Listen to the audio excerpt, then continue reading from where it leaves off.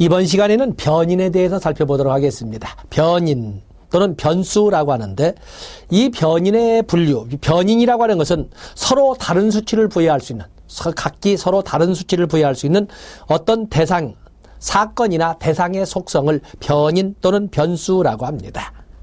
때문에 이 변인이나 변수에는 2개 이상이 이렇게 존재를 하는데 기준에 따라서 각기 다양한 변수로 분류를 합니다. 연속 변인, 불연속 변인, 양적 변인, 질적 변인, 독립 변인 또는 종속 변인 또는 예헌 변인, 준거 변인 등등등 다양한 변인으로 나눠보는데 그중에 가장 출제가 잘 되는 것은 역시 독립 변인과 종속 변인. 아까 우리가 개념도 없이 쭉 독립 변인과 종속 변인을 앞선 시간에 정리를 쭉 했었습니다만 도대체 그게 뭘까?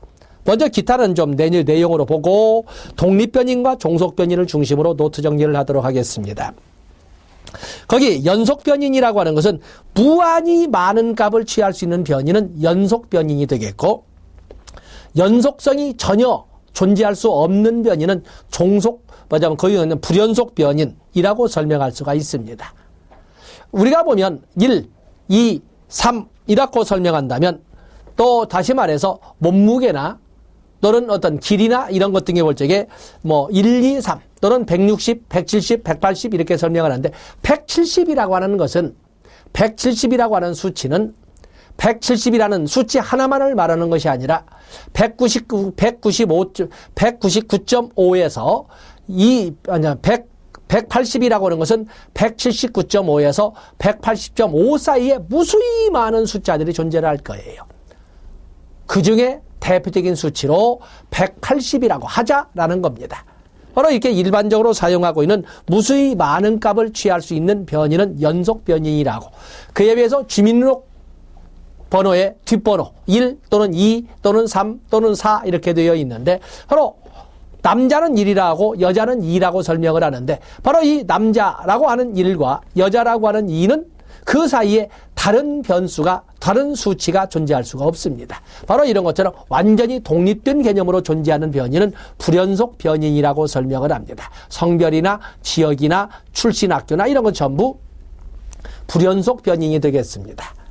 그에 비해서 양적 변인이나 질적 변인, 양적 변인이라는 것은 수치로 나타날 수 있는 수치가 바로 그 자체로서 어떤 변인의 역할을 하는 것은 양적 변인인 것이고 그에 의해서 질적 변인이라고 하는 것은 질의 차이, 질적 차이, 수치라고 하는 것이 질적 차이를 나타내는 똑같은 1과 2라고 하더라도 1은 1과 2에서 2는 1의 2배이다. 이렇게 수치 자체가 의미를 갖고 있는 것은 양적 변인입니다. 그래서 주민등록번호 뒤에 있는 1과 2는 독립된 단지 가치 중립적인 이런 수치에 불과하지 남성, 여성이랑 보여주는 질적 차이를 보여주는 것이지 그것이 숫자적 수치로서의 의미를 갖는 것은 아닙니다. 바로 이런 것은 질적 변인이라고 설명을 합니다. 그에 비해서 예언 변인과 준거 변인이 있는데 그것은 독립 변인과 종속 변인을 가지고 설명을 해보겠습니다. 자, 우리가 보면 독립 변인이라고 얘기해요. 변인. 사물의 속성으로 각기 다른 수치를 가질 수 있는 사물의 속성. 각기 다른 수치를 가질 수 있는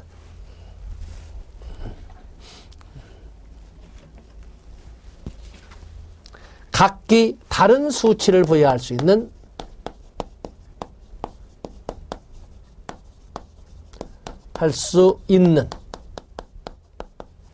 각기 다른입니다. 각기 다른 수치를 부여할 수 있는 사물이나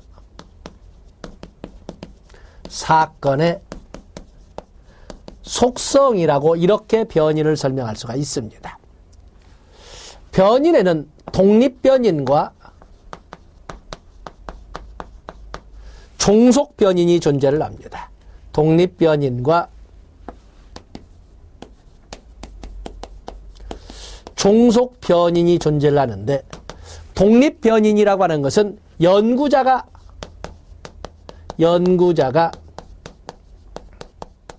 임으로 조작하는 변수 또는 임으로 가미하는 변수를 독립변인이라고, 그에서 종속변인은 연구의 결과를 말합니다. 다시 말해서 독립변인을 가미한 것으로 인한 결과를 종속변인이라고 합니다. 독립변인은 종속변인의 변화를 야기하는 변수입니다. 초래하는 변수로서 여기는 우리가 원인 변수라고 합니다. 원인 변수. 그에 비해서 종속변인이라고 하는 것은, 종속변인은 독립변인의 가미로 인해, 변인의 가미로 인해 나타나는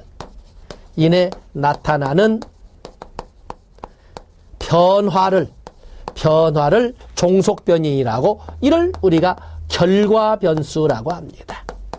결과변수. 그래서 독립변인과 종속변인. 보통 실험연구는 아까 설명에서 뭐라고 그랬어요? 독립변인을 가미했을 때 어떠한 변화가 나타나는지를 알아보기 위해서 최대한 독립변인에 의해 가위변수, 위생변수를 최대한 배제하고 독립변인의 영향력을 확인해 보는 것을 바로 실험연구라 하고, 바로 그 자체를 알아보는 것을 내적 타당도, 그로 인한 연구의 결과를 다른 데도 적용할 수 있느냐를 따져보는 것은 유의적 타당도라고 설명을 했던 거거든요. 바로 이렇게 우리가 볼 수가 있습니다. 자, 여러분 교재를 보면 어떤 변인의 원인이 되는 변인, 원인 변수는 독립변인이라고, 그 독립변인의 결과가 되는 변수는 종속변인이라고 한다. 거기 보시죠. 그리고 제일 밑에 보면 작은 거죠. 가위변인, 매개변인, 오염변인, 뭐 이런 것. 가위변인을 오염변인이라고도 하는데 매개변인이라고는 안 씁니다. 그냥 매개변인도 있고 또 조절변인도 있고 뭐 이렇게 하는데, 독립변인이 아니면서도 종속변인에 영향을 미치는 모든 변인은 가위변인이나 또는 오염변인이라고 합니다. 매개변인은 사실은 좀 지워야 될 겁니다. 다음에 예언변인과 준거변인인데 읽어보겠습니다. 어떤 변인의 값을 통해 다른 변인의 값을 예언하려는 용도로 사용되는, 다른 변인의 값을 예언하려는 용도로 사용되는 예언변인이라고, 예언변인으로 예측하고자 하는 변인, 예언변인으로서 예측하고자 하는 변인은 준거변인이라고 설명을 합니다. 그동안 어찌 보면 이 독립변인이 오히려 예언변인의 역할을 할 수가 있고, 종속변인이 준거변인의 역할을 할 수도 있는 겁니다. 그래서 보면은 예언변인과 준거변인이란 말보다는, 자, 거기 밑에 작은 글씨로 나와 있지요. 인과관계의 탐구를 위한 실험연구에서 독립변인과 종속변인이라는 용어를 많이 사용하는 데 비해서 상관연구에서는 예언변인과 준거변인이라는 용어를 더 많이 사용한다. 그래서 실험연구에서는 주로 이 용어를 사용하고, 상관연구에서는 예언변인과 준거변인이라는 용어를 더 많이 사용한다. 이렇게 해서 사용 예를 설명을 했습니다. 다음에 척도가 나와 있군요. 척도. 자, 우리가 척도에 대해서 살펴봐야 되는데, 척도. 이건 척도라고 하는 것은 측정의 도구를 말합니다.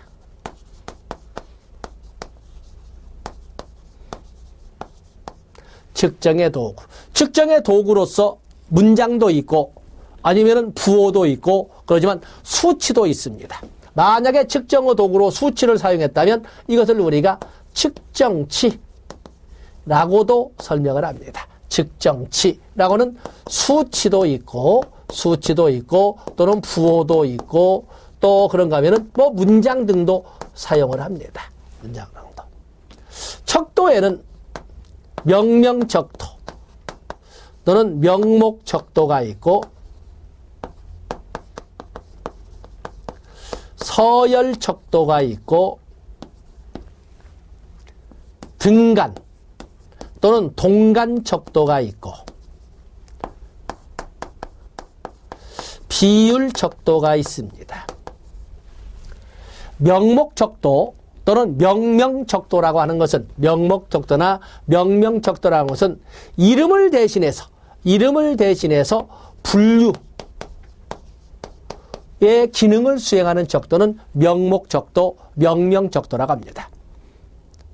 앞에서 말씀드린 것처럼 주민등록번호 뒤에 뒷번호 첫 자가 1로 시작했다. 그러면 김정희인데 여자가 아니라 남자네? 라고 이렇게 딱 보는 것처럼. 그래서 1과 2라고 하는 숫자는 남성, 여성을 보여주는 남자, 여자를 구별해주는 질적 변인으로 불연속 변인이자 명목적도의 의미를 갖습니다.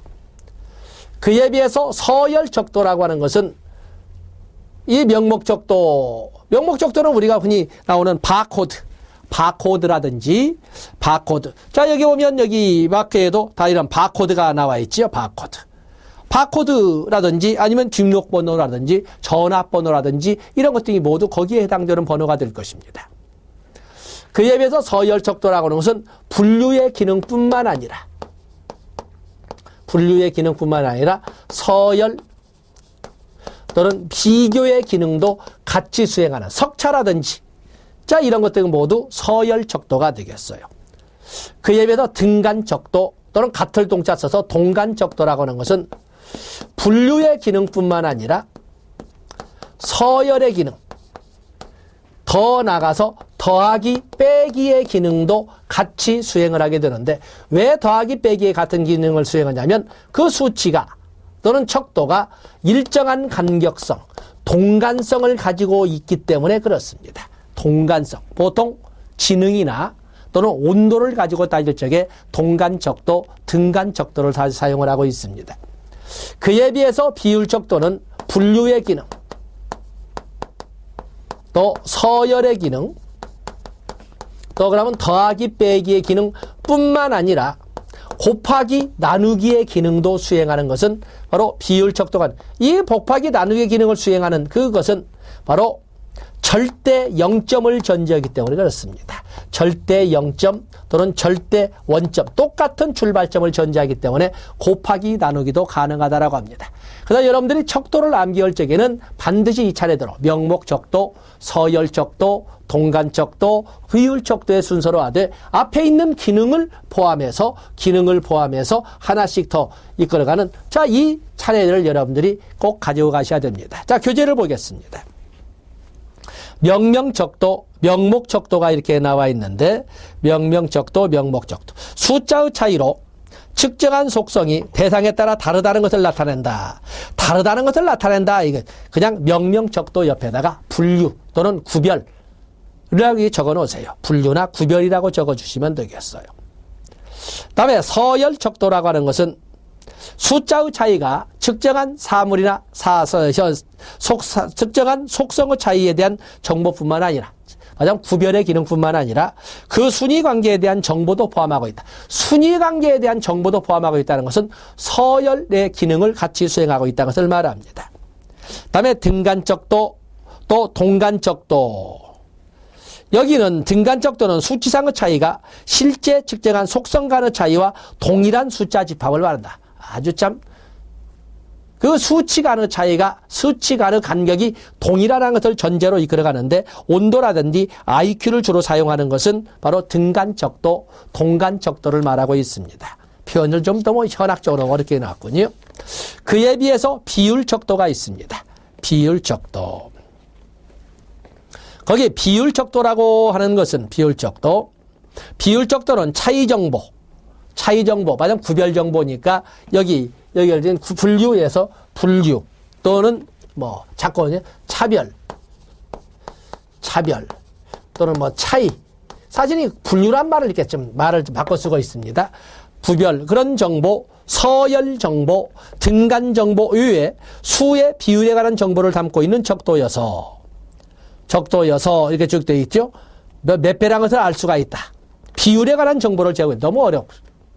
여기는 곱하기 나누기의 기능도 수행할 수 있다. 왜냐하면 절대 원점, 길이는 마이너스가 없습니다. 높이, 무게, 넓이 마이너스가 없습니다. 전부 똑같은 0에서 출발한다는 절대 원점을 전제하면서 일정한 간격성을 전제로 하는 동간성도 가지고 있기 때문에 더하기 빼기 곱하기 나누기 가감 승제가 가능한 적도는 비율적도라고 합니다. 말을 좀 어렵군요. 그래서 이 내용을 가지고 접근하시면 되겠습니다.